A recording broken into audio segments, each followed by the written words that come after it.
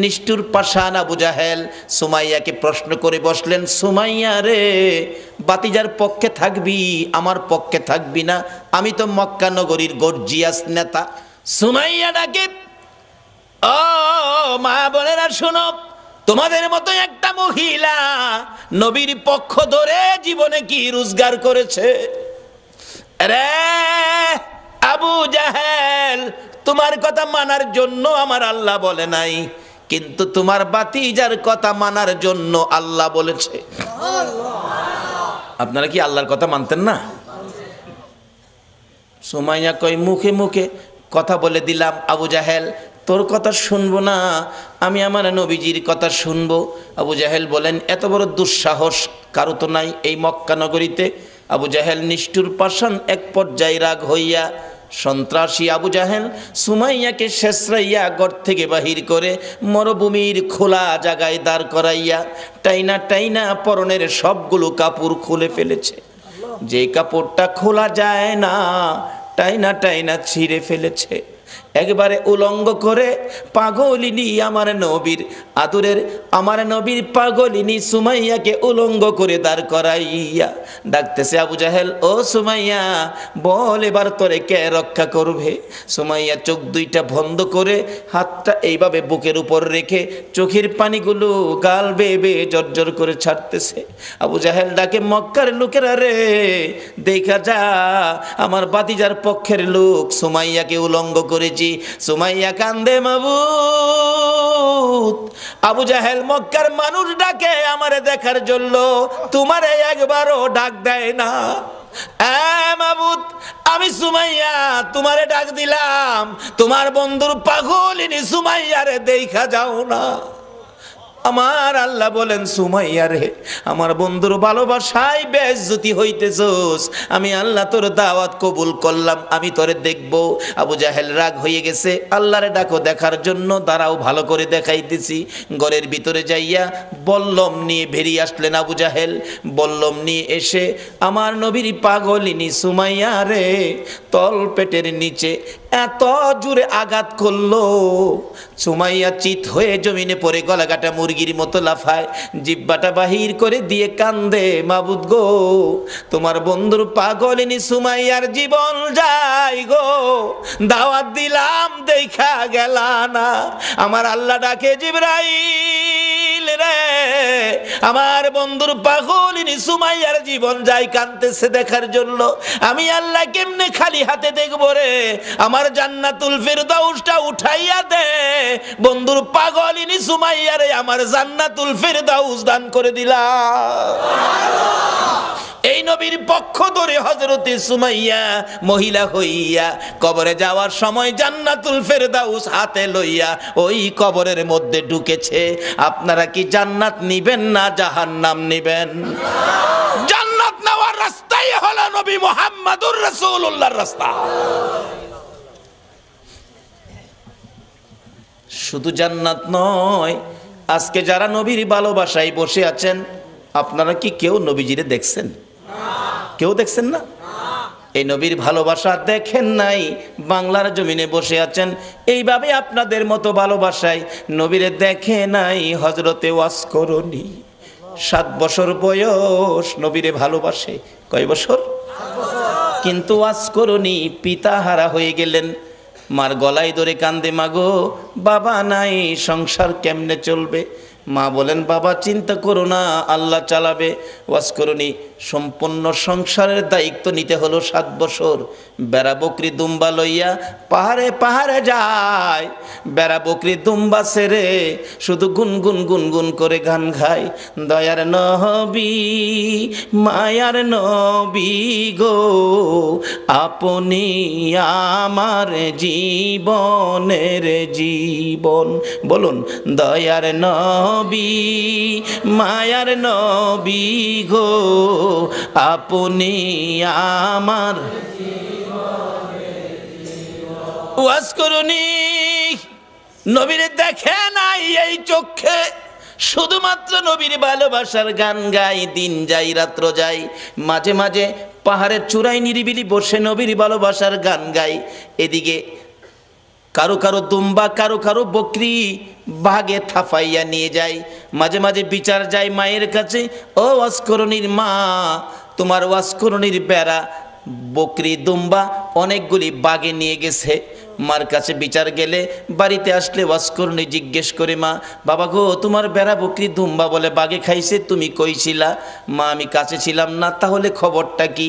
ওয়াসকরণীটা ডাকে, মা গো আমি দেখেছি বাঘ আসছে গো মা, কিন্তু বাঘ আসে ঠিকই, আমার বকরির পাশে বাঘ নাকটা লাগাইয়া গো, নাক আমার বকরির গায়ে লাগাইয়া হাত লাগাই না। রে নবীর আশিকেরা গো, যেই নবীর আশিকে ওয়াসকরণী, তার বেড়া বকরি দুম্বা জংলার বাগে খায় না, নাক লাগাইয়া হাত লাগাই না। মা আমি দেখেছি ভাগ এসে আমার বকরি ছেড়ে দিয়ে অন্যের বকরি ধরে নিয়ে যায়। এ হলো নবীর ভালোবাসার পুরস্কার। মাগো কোনোদিন ভয় পাইও না, ওয়াসকরণীর বকরি জংলার বাগে খাবে না। ওয়াসকরণীর মধ্যে আছে নবীর ভালোবাসা, যেই নবীর সৃষ্টি না হইলে বাঘের সৃষ্টি হতো না। ওয়াসকরণী একদিন মাকে বললেন, মা আমাকে একটু অনুমতি দিবেন, আমি নবীর সাথে দেখা করে আসি। যাও বাবা, দেরি করো না, তাড়াতাড়ি আইসো। নবীজি বাড়ির সামনে চোখের পানি ছেড়ে ছেড়ে ডাকেন, আমার নবী আছেননি বাড়িতে? ও দয়ার নবী আছেননি বাড়িতে? ভিতর থেকে কে যেন বলে দিলেন, নাই নাই, নবীজি বাড়িতে নাই। ওয়াসকরণী দুইটা চোখের পানি আমার নবীর বাড়ির সামনে রেখে গেল। কি রাখলো? কি রাখলো? চোখের পানি। চলে গেলেন, মায়ের আদেশ, চলে যেতে হয়, দেরি করা যাবে না। কিছুক্ষণ পর আমার নবী, মায়ার নবী উপস্থিত। বাড়ির সামনে দাঁড়াইয়া নবী একটা চিৎকার মারছে, বাড়িতে কে আসো গো? আমার ওয়াসকরণী বুঝি আসছিল। আল্লাহু আকবার বলো। না দেখে ভালোবাসাই যদি এত জ্বালা রে, আজকে কারা না দেখে নবীর ভালোবাসাই বসে আছো? ওয়াসকরণীর মতো পাগল হইয়া কারা মাহফিলের আয়োজন করেছো? তোমাদের জীবন ধন্য হইয়া গেছে। হযরতে ওয়াসকরণী চলে গেলেন, আমার নবী বাড়ির সামনে দাঁড়াইয়া চোখের পানি ছেড়ে দিলেন। তোরা কে, কোথায় রে? আমার ওয়াসকরণী আসছিল, তোরা বসতে দিলি না। লোকেরা বলেন, হুজুর কেমনে জানেন আসছিল? তোরা কথা জিজ্ঞাস না রে, আমার ওয়াসকরণীর চোখের পানির গন্ধ জমিনে পাওয়া যায়। যেই নবীর ভালোবাসার চোখের এক ফোঁটা পানির দাম আল্লাহর আরশের চাইতেও বেশি। যেই নবীর ভালোবাসার একটা ফোঁটা চোখের পানি যদি কারো জমিনে পড়ে, তার জন্য জাহান্নামের আগুন হারাম হইয়া যায়। ওয়াসকরণী আসছিল, তোরা বসতে দিলি না, আমার ওয়াসকরণী চলে গেল রে। ওয়াসকরণী আর কোনোদিন নবীর সাথে দেখা হয় নাই। যেদিন আমার নবী জগৎ ছেড়ে চলে যাবেন, মদিনার রওজা পাকে শুয়ে যাবেন, তার আগে আগে আবু বকর, ওমর সাহাবীরা জড়ো হয়ে তাদের একটা আলোচনা শুরু হয়ে গেল।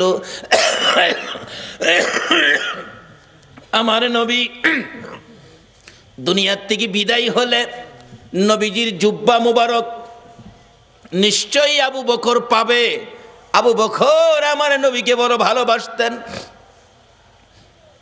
আরেকজন বলেন না, আবু বকর পাবে না, সম্ভবত মেয়ের জামাই হযরতে আলী রাদিয়াল্লাহু তাআলা আনহু পাবেন। আরেকজন বলেন না, উমর পাইতে পারেন। আরেকজন বলেন উসমান গনি বহু টাকা খরচ করেন, বহু দান করেন, নবীর ভালোবাসায় উসমান গনি পাবেন। এইভাবে আলোচনা শুরু হলে অনেকে মিলে আমার নবী উপস্থিত। কি নিয়ে তোমরা আলোচনা সমালোচনায় বসেছ? হুজুর ভাবতেছিলাম আপনার বিদায় পরে আপনার জুব্বা মুবারক ভাগি জানি কে হয়ে যায়। আমরা কেউ ভাবছি ওমর পাবে, কেউ ভাবছি আবু বকর পাবে, কেউ ভাবছে উসমান গনি পাবে, কেউ ভাবছে হযরত আলী পাবে। আমার নবী দুইটা চোখের পানি জর্জর করে ছেড়ে দিয়ে কান্দে, সাহাবীরা রে আমার জুব্বা মুবারক তোমরা কেউ পাবি না, আমার জুব্বা পাবে আমার ওয়াসকরণী রে। সাহাবীরা একজন আরেকজনের দিকে তাকাই, এটা আবার কোন শব্দ নবীজি ব্যবহার করলেন? ওয়াসকরণী নামে কোনোদিন কাউরে আমরা দেখি নাই। কে সেই ব্যক্তি? জীবনে কোনোদিন আসতে দেখি নাই, আমাদের সাথেও দেখা হয় নাই। এটা কেমন পাগল রে, জীবনে দেখা নাই, জুব্বা পেয়ে গেল। আমার ওয়াজ করনি যদি নবীর ভালোবাসায় জীবনে দেখা নাই, নবীর জুব্বা পেতে পারে। আমার মন বলে আজকে যারা মিলাদুন নবীর আয়োজন করে এই নবীর ভালোবাসায় বসে আছো গো, আপনাদের সঙ্গে আমার নবীর স্বপ্নের দিদার হইয়া যাবে। আল্লাহ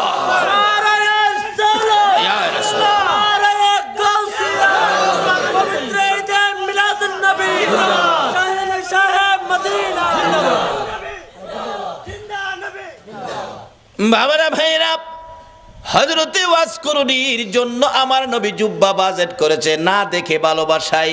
আমরাও তো না দেখে ভালোবাসায় বসে আছি। আজকে কি আমাদের নবী আমাদের জন্য একটা বাজেট কি নবী দিতে পারে না? নবী যে বাজেট করতে পারে এই বিশ্বাস কি আপনাদের আছে?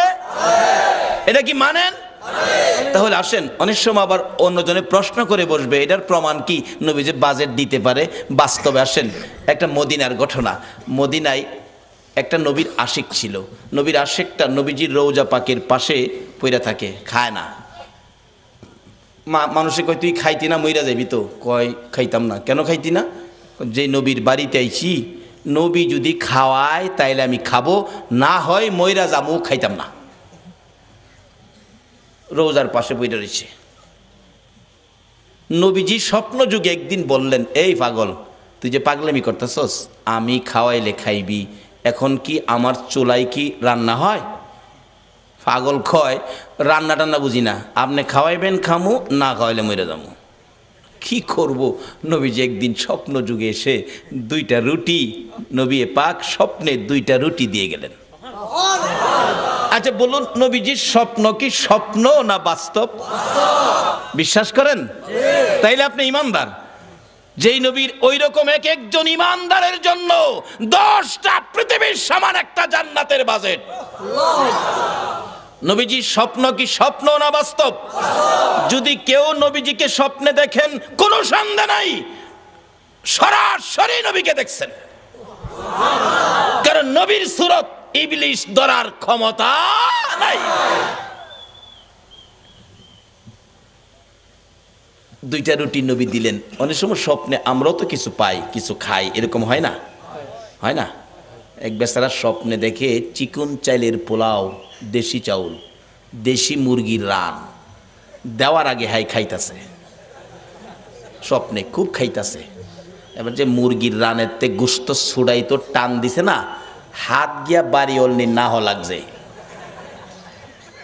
বাড়ি অলনি তো চিল্লানি মারছে, আমারে মাইরা লাইছে রে, মাইরা লাইছে।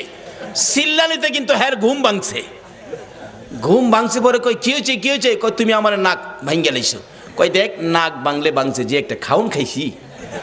বাড়ি অলনি কই আমি পাশে, এত খাউন খাইলে আমারে কইলা না কি খাইছে একটু দেহি। তাড়াতাড়ি করে বাতি জ্বালাইছে, বাতি জ্বালাইয়া দেহে খাতা ছিঁড়া মুহ দিয়া থুই রাখছে। তা আমরার স্বপ্নের খাউন হইল খাতা ছিঁড়া। বলুন, নবীজির স্বপ্নে দেওয়া কি খাতা ছিঁড়া? আসুন না সেই নবীর পক্ষে যাই। আল্লাহু আকবার বলুন।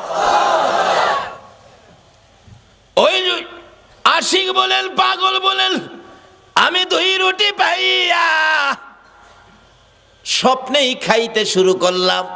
খাইতে খাইতে 1.5 রুটি খাইলাম। অর্ধেক রুটি হাতে আমার ঘুম ভেঙে গেছে।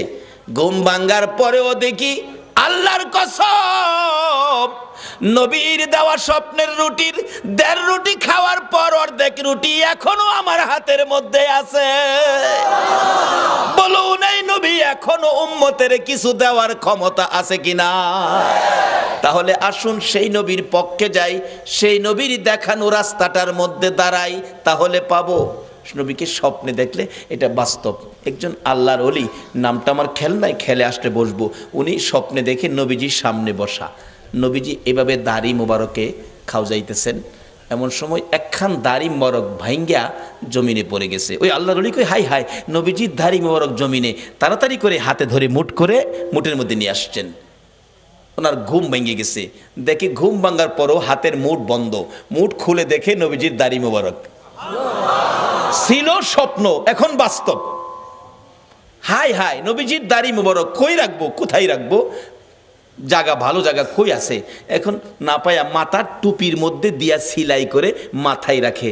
ওই আল্লাহর ওলি বলেন নবীজির দাড়ি মুবারক আমার মাথায় থাকার কারণে দিনের বেলা রৌদ্রের মধ্যে রাস্তায় বাহির হলে মেঘের টুকরা এসে আমার মাথার উপর ছায়া দিত। আজকে সে নবীর পক্ষে যতদিন মুসলমান না যাবে ততদিন পর্যন্ত বিপদ থেকে বাঁচতে পারবে না। বিপদ থেকে বাঁচার একটাই পথ, সেই পথটা হলো নবী মুহাম্মদুর রাসূলুল্লাহর পথ। যে নবী স্বপ্নে দিলে এখনো দিতে পারে, আচ্ছা সে নবীর পক্ষে আমরা যারা বসে আছি নবীজি কি আমাদের কিছু দিতে পারে না?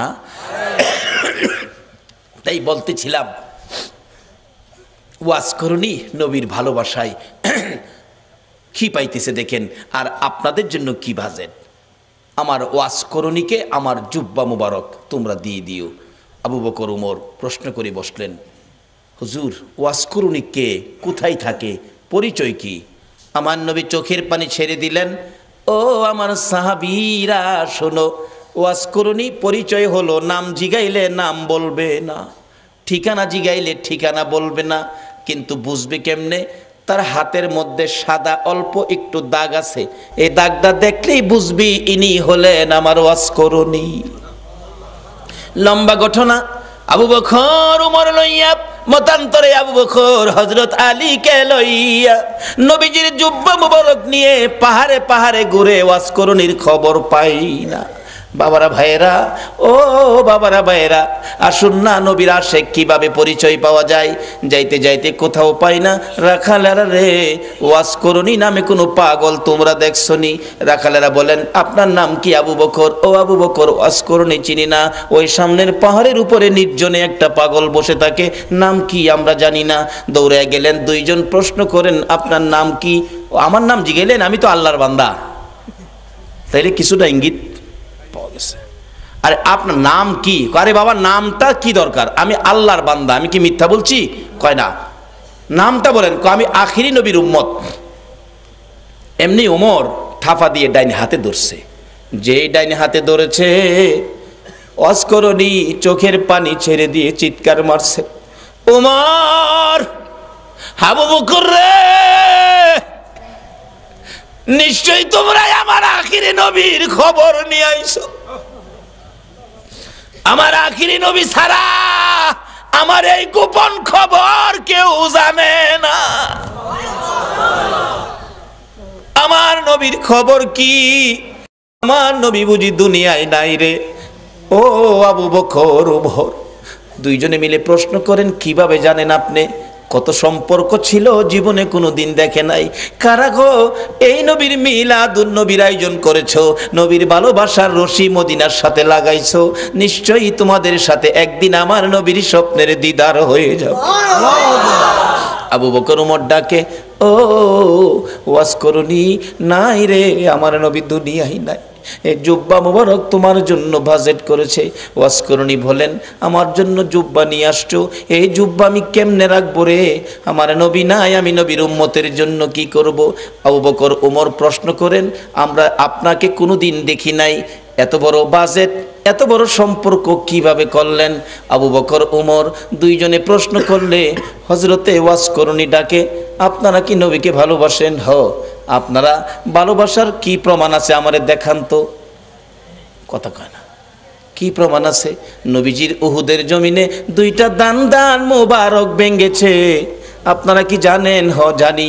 দেখি আপনারা হা করেন। হা করলে, ও আবু বকর উমর রে, নবীর দান দান নাই, তোমাদের মুখে দান দেখা যায় রে। কেমন ভালোবাসো? আমি ওয়াজ করুনির মুখের দিকে তাকাইয়া দেখো, আমার মুখে একটা দাঁতও নাই। যেদিন শুনেছি আমার নবীর মুখে দাঁত ভেঙেছে দুইটা, আমি পাহাড়ে বসে পাথর দিয়ে বাংলাম দুইটা, উপরের দাঁত ভেঙ্গে ভাবলাম উপরের দাঁত না নিচের দাঁত, নিচের থেকে ভাঙলাম দুইটা, এই দুইটা না হইয়া যদি ডান দিকের হয়, ডান দিক থেকে ভাঙলাম দুইটা, ডান দিকের উপরে না হইয়া যদি বাম দিকের দুইটা হয়, বাম দিকের ভাঙলাম দুইটা। এইভাবে আমি ওয়াজকরণী নবীর ভালোবাসায় ভাঙতে ভাঙতে 32টা দাঁত ভাঙলাম রে, নবীর ভালোবাসায় সবগুলো শেষ করে দিলাম। এবার আবু বকর উমর বলেন, ও ওয়াজকরণী বুঝেছি তোমার ভালোবাসায় নবী খুশি হইয়া তোমাকে জুব্বা মুবারক বাজেট দিয়েছে।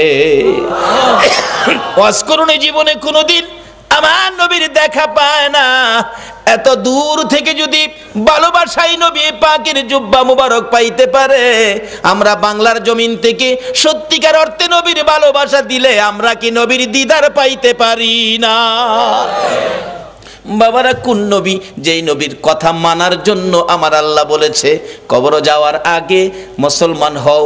মুসলমান কিভাবে হবেন, কোন কায়দায় কোন আদর্শে মুসলমান হবেন? আল্লাহ বলেছে তোমরা আমার নবীর কথা মানো। কোন নবী? যেই নবী সকল সৃষ্টির জন্য রহমত। এখন এই নবীর কথা আপনারা মানা দরকার আছে কিনা? তাহলে কবরে গিয়া পাইবেন খাউন, আর যদি না মানেন কবরে গিয়া পাইবেন আগুন। কিভাবে আগুন, কিভাবে খাউন? আসুন আমি অল্প সময়ের মধ্যে এটা শেষ করতেছি, আপনাদের কষ্ট হইতাছে না তো? খাউন আর আগুন। নবীর কথা মানলে খাউন, না মানলে আগুন। মানলে আবু বকর, না মানলে আবু জাহেল। মানলে জান্নাতি, না মানলে দুজুকি। সহজ ওয়াজ। নবীর কথা মানবেন। আল্লাহ বলছে, আল্লাহর কথা রাইখা নবীর কথা মানতে রাজি আছেন? তো নবীজি একটা চিঠি নবীর পক্ষ থেকে আসছে আমাদের কাছে। নবীর একটা চিঠি আপনাদের সামনে দিলাম। প্রথম চিঠিটা হলো কাফা বিল মাউতি ওয়াইজান। রাসূল বলছে একটা ওয়াজ যথেষ্ট, তুমি তোমার মৃত্যুর কথাটা স্মরণ করো। আচ্ছা, আমরা যে মরতে হবে এই কথাটা কি রাইট? আল্লাহ তো বলছে, নবীও বলতেছে। আচ্ছা, মরার পরে যে কবরে যাবেন, কবরের জন্য কি কোনো রোজগার করছেন? বাড়ি গাড়ি কত কিছু করলেন, এগুলি যে রোজগার করে বাড়ি টাড়ি করলেন, কবরে যে যাবেন কবর রোজগার কি লইছেন? বাবারে, যত সয় সম্পদ আছে, মইরা দেখেন না, মইরা দেখেন, যত সয় সম্পদ আছে আপনার মৃত্যুর পরে আপনার ছেলে মেয়েরা বাট করে নিয়ে যাবে, আপনারে একটা টাকাও দিবে না। মইরা দেখেন না, এও তো কথা যে মইরা আবার সাম কেমনে, এও তো কতই। আসুন তাহলে একটা বাস্তবতায় যাই। এক বেচারা মইরা দেখছেন, এক বেচারা শুনছে কবরে গেলে আযাব হইব। হ্যাঁ, কয় একদিন মইরা দেখি কবরে গিয়া, জীবিত বেড়া কবরে গেছে, নিজেই কবর কইরা রাত্রে কবরের উপরে দিয়ে ছানি দিয়া ভিতরে বই রইছে, কি আযাব হয় দেখতো। তো ওয়ারেন্টের আসামি ধরতে পুলিশ যাইতেছিল, দারগা সাহেব যাইতেছে 2 পুলিশ লইয়া, এই যে রাস্তার কিনারে ফাও গেছে গা হের কবরের ভিতরে গেছে, পরে এমনি আমজাদা ধরছে। পুলিশ ডাকতেছে, স্যার স্যার বিপদ দি, কিছে? টর্চ লাইট লই আইন। টর্চ দেহে বাঙ্গা কবর ফাও গেছে, দেহে ভিতরে এক বেড়া বসা। হ্যাঁ রে, মাথার চুলো ধরে টাইনটা শেষরায় তুলছে। কিরে কি? স্যার কবর বলে আযাব হইব। মৌলবীরা কয় এর লেগে কবর বসলাম, দেখলাম কি আযাব হয়। কই আযাব নাই তো, খালি পুলিশে ভাড়া মারে।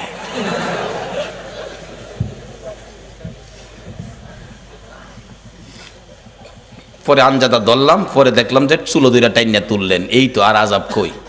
পুলিশ 2-3 বাড়ি ফুটকির মধ্যে দিছে। ফাতলামি করতে আর জায়গা ফাস্তা যা বাড়ি। সকালবেলা মানুষ দেখছি মৌলবীরা যে কই কবর আযাব দেখতেইছি, ফইলা এক পুলিশে ভাড়া মারে। পরে আরেকটাই চুলো দুইটা টাইনা তুলে, আরেকটাই 2টা ফুটকিত বাড়ি দেয়। এরপরে যা বাড়ি এহেন হইয়া আছে। আচ্ছা, আসলে কি কবর আযাব এটা? এই বেটা মরার আগে মইরা দেখছিন। ও যুবক, কবরের আযাব পাকিস্তানের ঘটনা। 91 সনে মাসিক পত্রিকার খবর। একটা যুবক মৃত্যু হলে পীর দুহা কবরস্থানে তাকে দাফন করার জন্য কবর কুরে লাশ নিয়ে গেছে, যা দেখে কবরটা বন্ধ হয়ে গেছে। অর্থাৎ কবরে বুঝাইতেছে তোর মতো পাপীকে আমি রাখবো না। 91 সনের মাসিক পত্রিকার। ইমাম সাহেব ছিলেন আল্লাহর ওলি মানুষ। আল্লাহর ওলি আসনা দেশে? এখন তো ওলিদের মর্যাদা নাই, এখন ওলির দরকার পড়ে না, এখন ওলির কোনো প্রয়োজন পড়ে না। যে যুগ পড়ছে। আবার মাঝে মাঝে দিহি পরে যখন বন্যায় সারা দেশ পানির নিচে নেগা, তখন দেখছি রেডিও সেন্টারে গান দেয়, ওলি আল্লাহর বাংলাদেশ, কয় না, শহীদ গাজীর বাংলাদেশ, তাদের হস্তে রহম করুন আল্লাহ। এই লজ্জা করে না তাদের হস্তে তাদের দোয়াই যে দাও? বিপদে বললে বুঝি ওলি দরকার পড়ে, এরপরে ওলি লাগে না।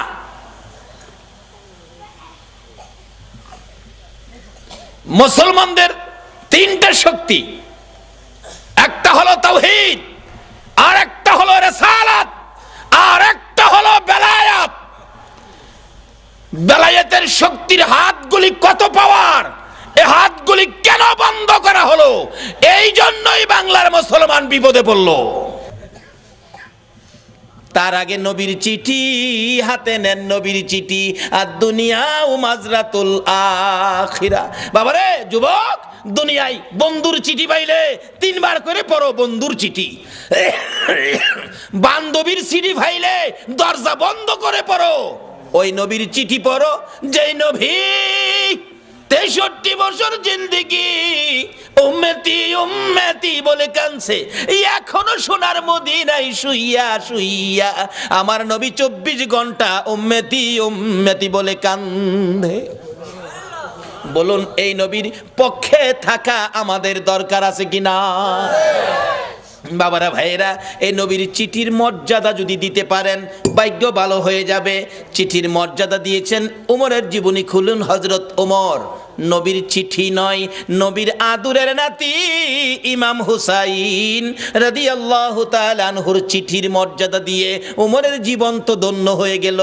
হুসাইনের চিঠির মর্যাদা দিয়ে যদি ওমরের জীবন ধন্য হয়, নবীর চিঠির মর্যাদা দিলে বলুন আমাদের জীবন ধন্য হবে কিনা? ওমর নবীর চিঠি নয়, আদুরের নাতি হুসাইনের চিঠির মর্যাদা কিভাবে দিয়েছেন? হুসাইন, ওমর যখন মদিনার রাষ্ট্রপতি, হুসাইন এবং ওমরের ছেলে আব্দুল্লাহ দুইজন খেলাধুলা করতে যাইয়া এক পর্যায়ে হুসাইন বলে ফেললেন ওমরের ছেলেরে, গোলামের বাচ্চা গোলাম।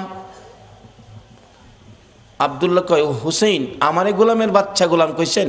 হ্যাঁ, বুঝছেন আমার বাবা রাষ্ট্রপতি, বাগেরে থাপ্পড় দেয়, চিনেন না আমার বাবারে? বাড়িতে গিয়ে কয়, আব্বা ওমর কি? হুসাইন আমারে কয়, আমি বলে গোলামের বাচ্চা গোলাম, আপনি বলে বড় গোলাম, আমি বলে বাচ্চা গোলাম। ওমর হাসে, কয় আব্বা আপনি হাসেন, বিচারটা করতে হবে।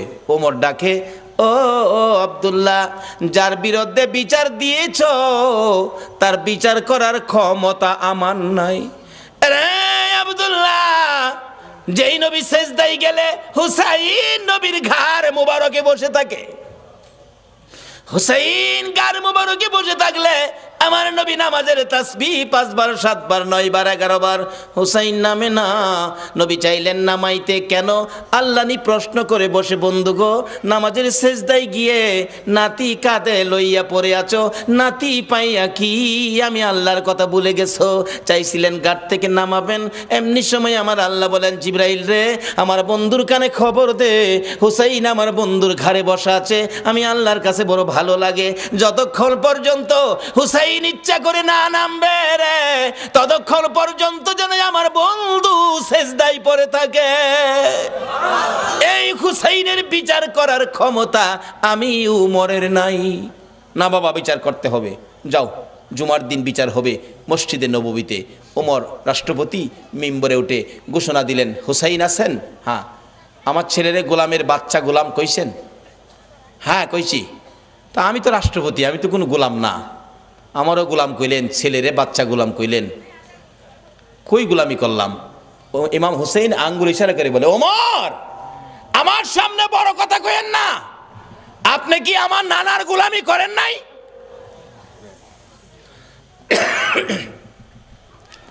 ওমর দুইটা চোখের পানি গাল বেয়ে বেয়ে জর্জর করে ছেড়ে দিলেন। মসজিদে নববীর মুসল্লিরা রে, তোমরা কি শুনেছ হুসাইন আমাকে কি বলছে? শুনেছি।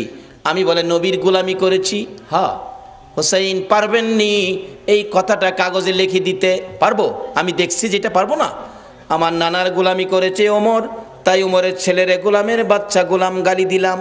ওমর এই চিঠিখানি হাতে লইয়া ডাকে, মসজিদে নববীর মুসল্লিরা রে, আমি নবীর গোলামি করেছি, প্রমাণ দিয়েছে ইমাম হুসাইন, আমি ওমর আর কোথাও কোনো ভয় করি না। ওমর বলেন, হুসাইন বলেছে আমি নবীর গোলামি করেছি আর আমি ভয় পাই না, নবীর গোলাম হইয়া কবরে যাব। ও মুসল্লিরা, আমি উমর যদি মৃত্যুবরণ করি, হুসাইনের চিঠির মর্যাদা দিলেন উমর, আমি উমর যদি মৃত্যুবরণ করি, আমার কাফনের ভিতরে ঢুকাইবার আগে হুসাইনের লেখা চিঠি রে, নবীর গোলামি করেছি, আমার হাতের মধ্যে দিয়ে, আমার হাতটা কাফনের মধ্যে দিয়ে দিও। আমার আল্লাহ কই, উমর রে, আমার নবীর আদরের নাতি হুসাইনকে ভালোবাসা দিলে, আমার নবী মদিনার রওজাত থেকে বলুন এই ভালোবাসার খবর পাইছে কিনা? হুসাইনের চিঠির মর্যাদা দিয়ে ওমরের অবস্থা কি? ওমর রাষ্ট্রপতি, মসজিদের নববীর মধ্যে নামাজের ভিতরে ওমরের কলিজার মধ্যে ছুরির আঘাত করেছে, জামাতের মধ্যে ওমর ঢলে পড়ে গেছে, রক্তে মসজিদের নববী লাল লাল হয়ে গেছে, মুসল্লিদের পায়ের নিচে জামাতের মধ্যে রক্ত যাইতেছে, মুসল্লিরা নামাজের মধ্যে চিৎকার মারছে, কার রক্ত রে? মসজিদে নববী লাল হয়ে গেছে।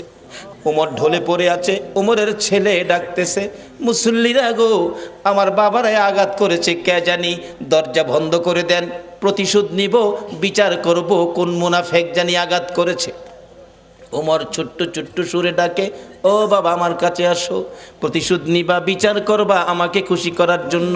হ বাবা, বাবা রে, বিচার করে প্রতিশোধ নিয়ে খুশি করতে পারবি না, আমাকে যদি খুশি করতে হয় আমি তো মরে যাব রে বাবা, একটা কথা শুনো। কি কথা? ছেলে, নবীজির রওজার পাশে আমার ভাই আবু বকর ঘুমাইছে, আর একটা জায়গা খালি আছে রে ছেলে, আমাকে যদি খুশি করতে হয় মা আয়েশা সিদ্দিকার কাছ থেকে অনুমতি নিয়ে আসো, আমি উমরকে নবীজির পাশে নিয়ে শোয়াইতে পারো, নবীর পাশে যদি আমারে শোয়াইতে পারো রে, আমি উমর খুশি হইয়া যাইব। অথচ তখনও তিনি রাষ্ট্রপতি, ইচ্ছে করলে গায়ের জোরে শুইতে পারতেন, কিন্তু ইসলাম কোনোদিন গায়ের জোর ব্যবহার করে না। নবীরে মানেন, সব বুঝে আসবে। দৌড়ে গেলেন উমরের ছেলে, মা আয়েশা সিদ্দিকা, আমার বাবাকে ছুরির আঘাত করেছে, বাবার মৃত্যু হয়ে যাবে, বাবা কাঁদতেছে, নবীজির রোজার পাশে একটু জায়গা এখানে শোয়ার জন্য অনুমতি দেবেন? মা আয়েশা ভাবতেছেন, ইচ্ছে ছিল আমি এখানে শুইব নবীজির পাশে, এক পাশে আমার বাবা আবু বকর, আরেক পাশে আমি শুইব। ওমর অনুমতি চাইলেন, কি বলবো, আচ্ছা আপনি এখন যান, আমি একটু পরামর্শ করি। ওমরের ছেলে চলে গেছে, বাবা অনুমতি হয় নাই, তুমি আবার যাও, আবার যাও। আবার আয়েশা দেখে মা আয়েশা সিদ্দিকা নবীজির রওজার পাশে দাঁড়িয়ে আছে, প্রশ্ন রাখতেছেন, নবী গো, ওমর আপনার পাশে শুইতে চাই, ইচ্ছে ছিল আমি আয়েশা আপনার পাশে শুইব। হুজুর বলুন কে আপনার পাশে শুইব? আমি আয়েশা না উমর? আমার নবী হুসাইনের চিঠির মর্যাদা দেওয়ার কারণে রোজার ভিতর থেকে নবী ডাকতেছে, আরে আয়েশা, আয়েশা রে, আমার উমরকে আমার পাশে শুয়ার অনুমতি দে। নবী ডাইকা ডাইকা পাশের বিছানায় শুয়াইলেন। নবীর আদরের নাতি হুসাইনের চিঠির মর্যাদা দিলে নবী যদি ডাইকা ডাইকা পাশে শুয়াই গো, এই নবীর চিঠির মর্যাদা সরাসরি দিলে বলুন বিপদে পড়লে নবী আমাদের পাশে আসবে কিনা? বাবারা ভাইয়েরা, মরতে হবে, মরার আগে আসুন রাস্তাটা ক্লিয়ার করি, নবীর চিঠির মর্যাদা দেই। নবী বলেছে কাফা বিল মাউতি ওয়াইজান, একটা চিঠি হলো একটা ওয়াজ যথেষ্ট, মৃত্যুর কথা স্মরণ। আরেকটা চিঠি হলো আদ-দুনিয়া ও মাজরাতুল আখিরা, এই জগৎ থেকে আখিরাতের বাজার আমাদের করতে হবে, কিন্তু দুনিয়ার বাজার করলাম, আখিরাতের বাজার নাই।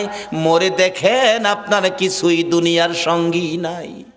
আরে মা বাবার কথা মতো যে জন চলে না, বলুন মা বাবার কথা মতো যে জন চলে না, আল্লাহ নবীজির দয়া তারা পাবি না।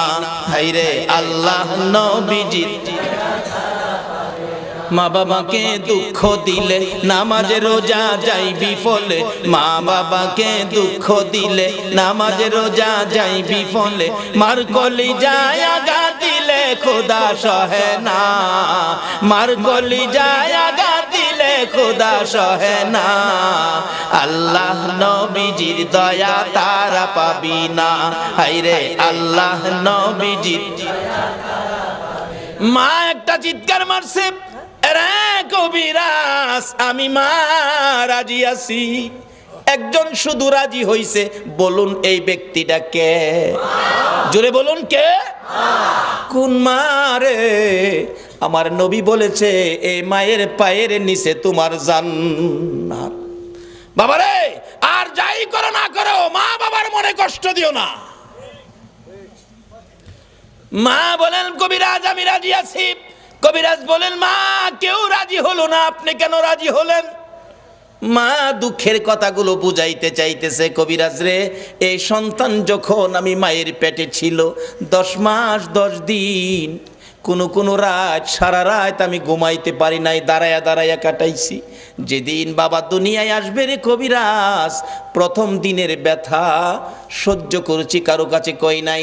দ্বিতীয় দিনের ব্যথা জিহ্বা কামড়ায় সহ্য করেছি। তৃতীয় দিনের ব্যথা সহ্য করতে পারি নাই রে কবিরাজ, বেহুশ হয়ে গেছি। আমার শাশুড়ি মা দৌড়ায় আসছে, আমার বৌমার কি হলো? আশপড়শি মুরব্বী মহিলাদেরকে দৌড়াইয়া জোর করেছে। মহিলারা বলছে ভয় পায়েন না, অন্য কিছু না, আপনার বৌমার সন্তানাদি হবে। তাহলে তোমরা আমার বৌমার মাথায় পানি দাও গো, আমার বৌমা বেহুশ হয়ে গেছে।